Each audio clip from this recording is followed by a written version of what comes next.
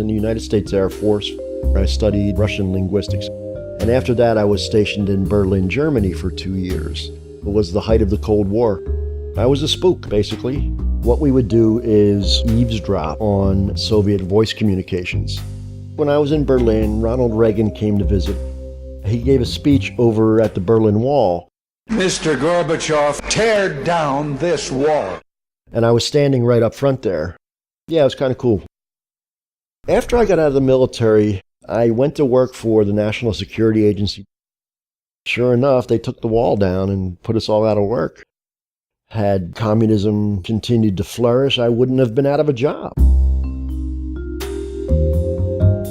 If I had to pin down 5 or 6 words that define my depression, it's oppressive, terrifying, illogical, very lonely.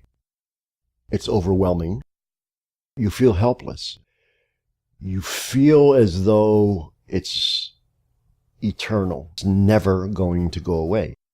You feel like a complete and utter failure. You decline into nothingness. You still fight with it every day. It absolutely is a lifetime battle.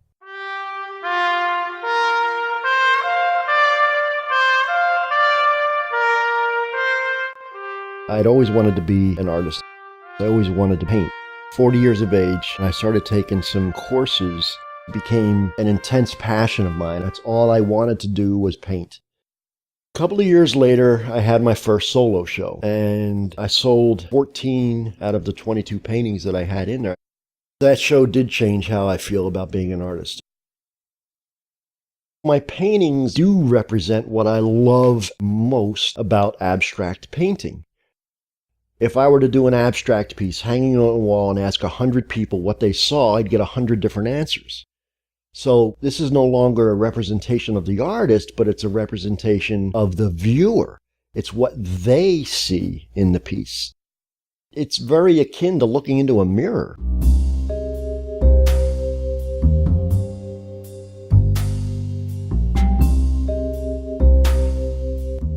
A couple of years ago, I felt depression rearing its ugly head really badly. So I called Project Home. Eventually, I was accepted into the Veterans Internship Program. A group of veterans, all of whom became very close friends, all struggling with different issues. The day that we had the graduation from the Project Home PICO internship program was a celebration of a group of guys who were attempting to change their lives and realizing that it takes a village to do that. To have a group of people, family and friends and workmates, show up and celebrate this graduation was very meaningful to me.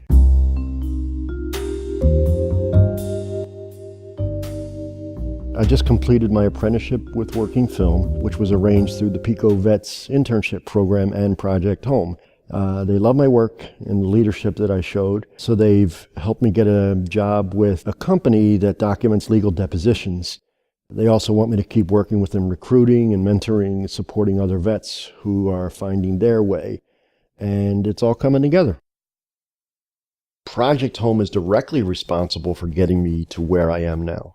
Without the PICO Veterans Program, I would be back to struggling to find out where I belong, fighting the depression on a minute-by-minute basis, worrying about getting a bed at the VA in the psych ward. I am a painter, and I miss it enormously. My relationship with Project Home has all been about getting back to that place where I'm able to paint again. It's all led me to this point with this new job opportunity, making a decent enough salary that I can afford my own place, with the smell of the oil paints and the smell of turpentines and